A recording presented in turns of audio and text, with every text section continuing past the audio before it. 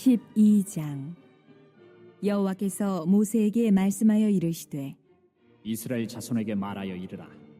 여인이 임신하여 남자를 낳으면 그는 이레 동안 부정하리니 곧 월경할 때와 같이 부정할 것이며 여덟째 날에는 그 아이의 포피를 뵐 것이요 그 여인은 아직도 33일을 지내야 산열이 깨끗하리니 정결하게 되는 기한이 차기 전에는 성물을 만지지도 말며 성소에 들어가지도 말 것이며 여자를 낳으면 그는 두 이레 동안 부정하리니 월경할 때와 같을 것이며 산열이 깨끗하게 되면 66일을 지내야 하리라. 아들이나 딸이나 정결하게 되는 기한이 차면 그 여인은 번제를 위하여 1년 된 어린 양을 가져가고 속죄제를 위하여 집 비둘기 새끼나 산 비둘기를 회막문 제사장에게로 가져갈 것이요 제사장은 그것을 여호와 앞에 들여서 그 여인을 위하여 속죄할지니 그리하면 산열이 깨끗하리라. 이는 아들이나 딸을 생산한 여인에게 대한 규례니라.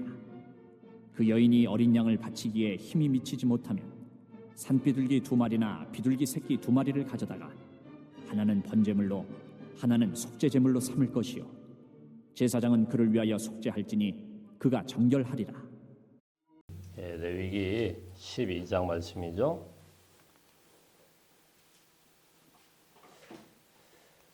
전체가 이제 8절까지 되는 아주 짧은 그런 말씀입니다. 이제 레위기 12장 말씀인데요. 이제 계속해서 어떤 말씀이 나오냐면은 하나님 앞에 이제 제사에 참여하지 못하는 부정한 것들, 부정에 대해서 계속 나오고 있어요. 어제 이제 11장 말씀에서는 정결한 음식, 부정한 음식, 이렇게 해서 이제 구분하는 그런 말씀이 나왔는데, 이런 말씀들이 우리가 이제 100% 다 이렇게 이해가 돼가지고 아멘이 아니고 그냥 하나님이 그렇게 정했다, 그냥 이런 식으로 일단 인정을 하는 게 좋다 이런 말씀을 드렸습니다. 하나님이 부정하다, 정하다 이렇게 정한 것뿐이고 이 동물이 왜 부정한지, 왜 이 동물이 다른 동물보다 더 깨끗하지 못한지, 이제 이렇게 접근하는 것은 조금 곤란하다. 아무리 설명을 하려고도 좀 어렵다 이런 말씀을 드렸습니다.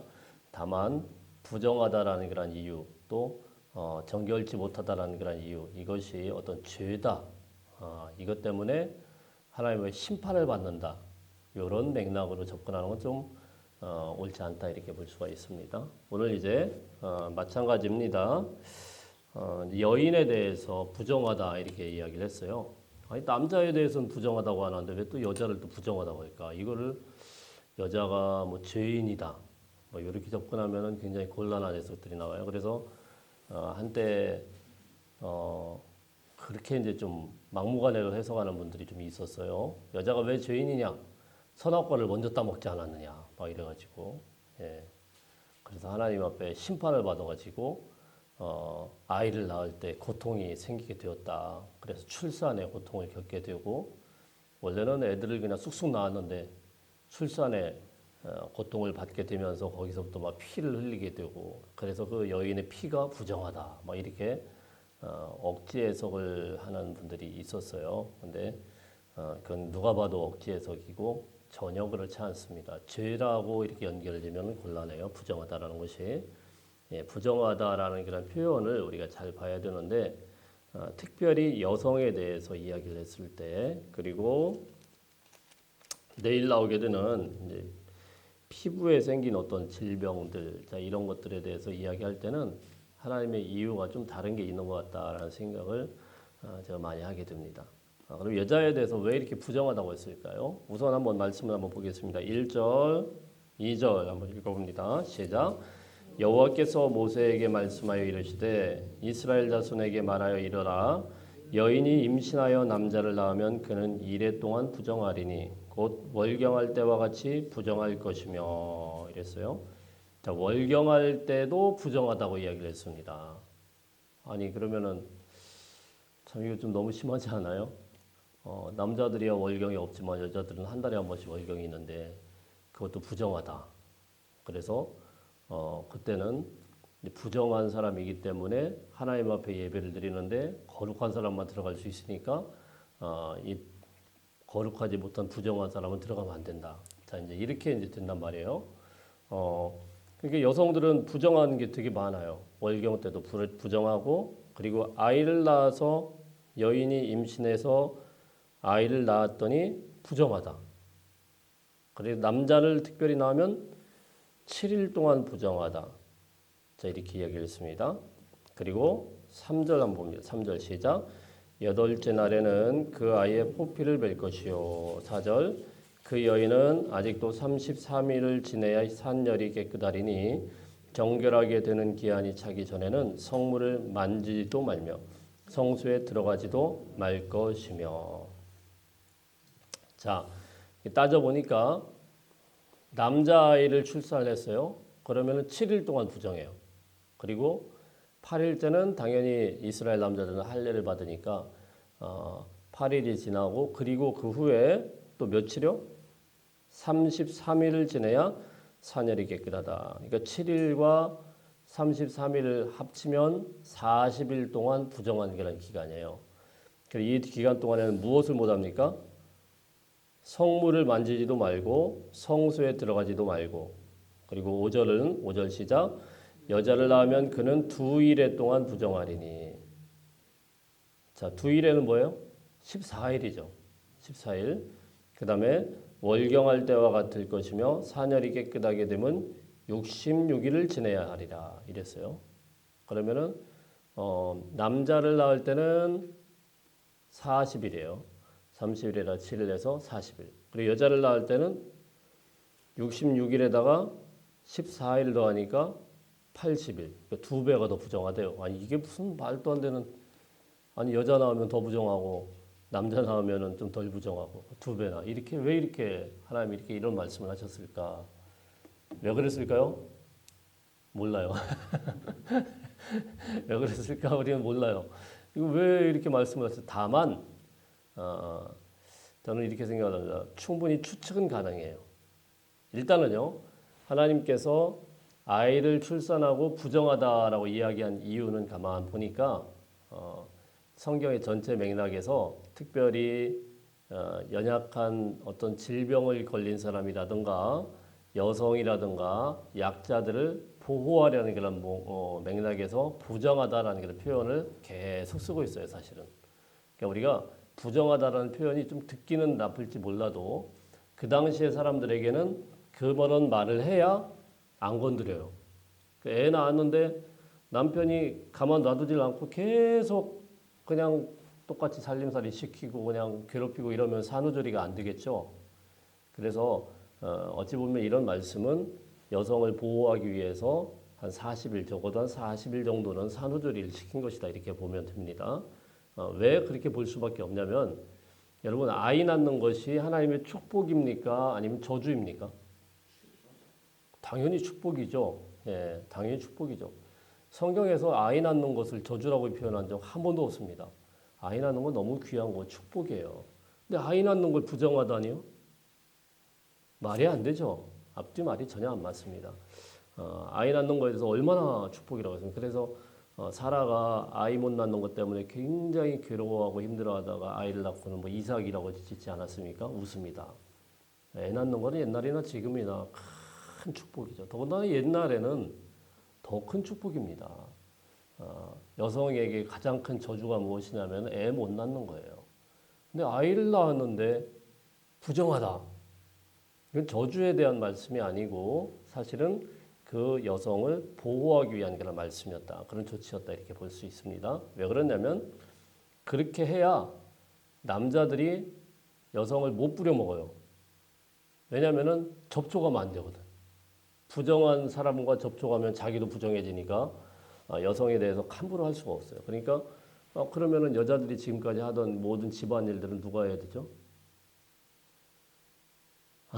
그 집안일은 누군가는 해야 될 거 아니에요. 그건 당연히 남자가 해야 되는 거예요. 그럼 기저귀 빨래는 누가 하죠? 남자가 해야 돼요. 예, 그럴 수밖에 없어요. 밥은 누가 하죠? 당연히 남자가 해야 돼요. 아니면 누가 뭐 요즘처럼 산후조리 하러 시어머니가 와서 도와주든지 뭐 하여튼 뭐 똑같습니다. 그렇지 않으면 집안이 안 돌아가요. 그 모든 일을 부정하기 때문에 여성은 건들지도 못하고 하지도 못해요. 자, 이렇게 이제 성경이 표현했다 이렇게 보시면은 제일 무난할 것 같습니다. 이해가 되시죠? 그러니까 이런 말씀들이 여자들 갖다가 아주 잘못됐다. 야, 이 여자들은 아주 부정하니까 그냥 취급도 하지 마. 이런 표현인 것 같지만 가만히 뒤집어 보면 하나님께서 아이를 낳은 여성을 보호하기 위한 출산 후에 산후조리를 위한 그런 조치였구나 이렇게 보실 수가 있겠습니다. 그렇다고 하면 왜 여성은 왜 여자를 낳았더니 66일 그러니까 총 80일 동안을 부정하다고 해서 아무것도 못하게 할까? 왜 그럴까요? 이것도 뒤집어 보면 됩니다. 왜냐하면요 옛날 사회에서 남자를 낳으면은 굉장한 축복이었어요. 남자 낳으면은 지금도 뭐 그런 분들이 계신지는 모르겠지만 요즘엔 여자 낳으면 더 좋아하는 것 같아요. 근데 옛날 사회에서는 남자를 낳으면 이건 큰 축복이고 기쁨이었어요. 근데 여자를 낳으면요 집안에서 싫어했습니다. 굉장히 싫어했어요. 특히 이스라엘 사회에서는 우리나라도 뭐 마찬가지입니다. 우리가 잘 아시겠지만 이스라엘 사회에서는 여자 낳으면은 그 집안에서 그렇게 환영을 받지 못해요. 왜 그러냐면은 그 집안의 모든 재물이나 재산이 뭐 땅으로 기업으로 오는 그런 모든 재산이 뭐 김씨 가문이다 그러면 그 김씨로 이어져야 되는 거예요. 근데 우리나라보다 훨씬 심해요. 여자에게는 아예 안 가요. 그리고 만일에 그 집안에 남자가 아무도 없다. 그러면 그 재산이 그냥 몰수당해요. 몰수당해 다른 집으로 가버려요. 그러니까 이거 뭐 남자가 없으면은 만일에 남편도 없고 그리고 아들도 없고 그러면은 이 과부가 되면은 아무 힘도 못 씁니다. 이스라엘 안에서 혜택을 받는 게 하나도 없어요. 자, 그러니까 여인의 입장에서 남자를 못 낳고 여자아이를 낳게 되었을 때는 아이를 낳는 그런 기쁨도 되지만 그 산모가 마음에 큰 상처를 받겠죠. 그죠? 남자아이 낳을 때보다는 훨씬 더 많은 상처를 받겠죠. 자, 그래서요. 하나님께서 부정하다 그래서 약 80일 동안 산후조리를 시켰다라는 이유는 무엇이겠습니까? 마음의 상처까지도 하나님께서 충분히 추스릴 수 있는 그런 시간을 충분히 그 여인을 위하여서 할애를 하게끔 한 것이다. 그냥 80일 동안 여자아이를 낳으면 80일 동안은 산후조리는 누가 해요? 남편이. 뭐 남편밖에 더 있어요? 남편이 뭐 열심히 해야죠. 안 그러면은 시어머니가 와서 하시든지 뭐 친정에서 엄마가 와서 해주든지 뭐 이런 건데 하여튼 이 사회에서 뭐 방법이 없습니다. 그러니까 이 모든 기간은 어떻게 보면은 하나님께서 여인들을 굉장히 배려해서 하신 그런 말씀이다 이렇게 보시면 되겠습니다. 특히 13장 앞으로 나온 그런 말씀도 마찬가지고 이렇게 겉으로 볼 때는 부정하다 이것이 아주 기분이 나쁠 수 있어요. 그런데 뒤집어 놓고 이렇게 모든 일들을 보면은 하나님께서 이 여인을 보호하기 위해서 이런 조치를 하셨구나라는 것을 알 수가 있습니다. 자, 6절, 7절 한번 읽어봅니다. 시작. 아들이나 딸이나 정결하게 되는 기한이 차면 그 여인은 번제를 위하여 1년 된 어린 양을 가져가고 속죄제를 위하여 집비둘기 새끼나 산비둘기를 회막문 제사장에게로 가져갈 것이요 제사장은 그것을 여호와 앞에 드려서 그 여인을 위하여 속죄할지니 그리하면 사녀리 깨끗하리라. 이는 아들이나 딸을 생산한 여인에게 대한 규례니라. 자, 여기 말씀에 보면 아들이나 딸이나 다 똑같아요. 하나님은 아들, 딸 이게 여인에게는 굉장히 부정한 기간이 길은 것 같지만 사실은 그게 아니고 속죄할 그런 기간을 주는 것은 죄를 지었다라는 게 아니고 사녀리 다 깨끗해지고 이제 제사에 하나님께 드린 예배에 참석할 수 있는 참여할 수 있는 그런 권한을 다시 회복시켜 주는 것이죠. 자, 그것을 위하여서는 제사 제물이 똑같아요. 다르지 않아요. 똑같아요. 그러니까 사실 하나님께서는 여성이나 남성이나 차별을 뒀다라는 게 아니고 이 모든 것들은 여인을 위한 최대한 산후조리를 위한 배려이다. 이렇게 볼 수가 있습니다. 8절 보겠습니다. 시작. 그 여인이 어린 양을 바치기에 힘이 미치지 못하면 산비둘기 2마리나 집비둘기 새끼 2마리를 가져다가 하나는 번제물로 하나는 속죄제물로 삼을 것이요 제사장은 그를 위하여 속죄할지니 그가 정결하니라. 아멘. 자, 이 재물도 마찬가지입니다. 앞에 있는 그런 재물 규정이 똑같이 적용이 되고 있어요. 어린 양이 안 되면 산비둘기나 집비둘기를 드려라. 산비둘기, 집비둘기는 어떤 사람입니까?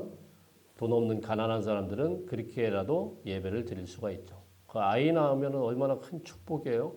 근데 드릴 예물이 없어요. 그러면은 산비둘기나 집비둘기를 드려라. 그래서 예수님이 이 땅에 가난한 목수의 아들로 오지 않았습니까? 그때 성경을 보면 난지 8일 만에 할례를 행하고 그리고 하나님 앞에 이제 모든 이 기간이 지나서 하나님 앞에 이제 제물을 드려야 될 때가 있어요. 누가복음에 그때 보면 뭐를 드렸냐면은 요 비둘기를 드립니다.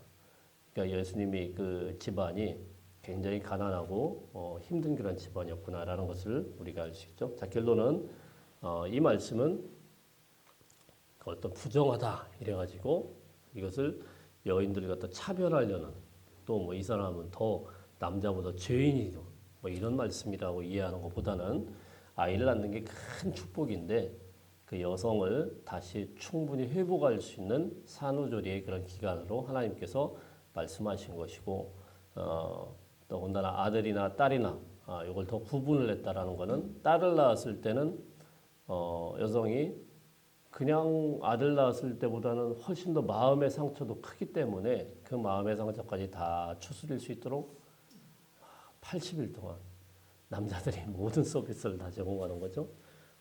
그죠? 그러니까 여성의 입장에서는 이 말씀이 굉장히 좀 기분이 나쁘다라고 생각 안 했을 것 같아요. 좀 이제 이런 공동체 안에서 있으면 80일 동안 자기는 집에서 가만히 누워서 남편이 해주는 그런 밥 얻어먹고 남편이 또 설거지도 해주고 애 봐주고 뭐 이런 일들 다 하는 거니까 참 하나님의 그 세심한 어떤 배려의 말씀이다 이렇게 보시면 되겠습니다. 오늘도 이 말씀을 가지고 믿음 안에서 승리할 수 있는 하루가 되시길 바라고 하나님께만 영광 돌리시는 귀한 명절 귀한 하루가 되시길 축복합니다.